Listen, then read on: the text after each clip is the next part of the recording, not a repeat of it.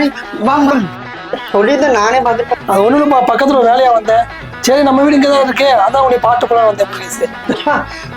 முதலாளி முதலாளி உங்க பேரு தான் பயில் பேசுறேன்.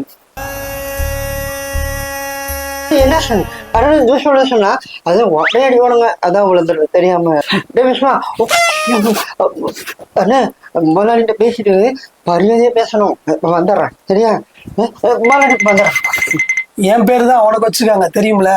தெரியும் தெரியும் தெரியும் தெரியுமா? என்ன அவ்வளவு சூடாகி பேசுற? பேசலாம உங்க பேர் வச்சனால நிம்மதியா போச்சு. ஏன்டா என்னடா?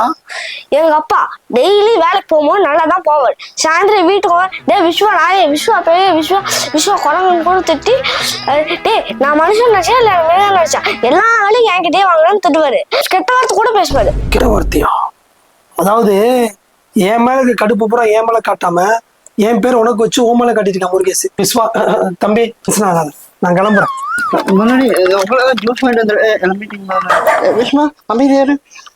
விஸ்வாவா? ஐயோ அது பேர் தான் முதலாளி. அவ்வளோ விசுவாசம் முதலாளி. அப்படி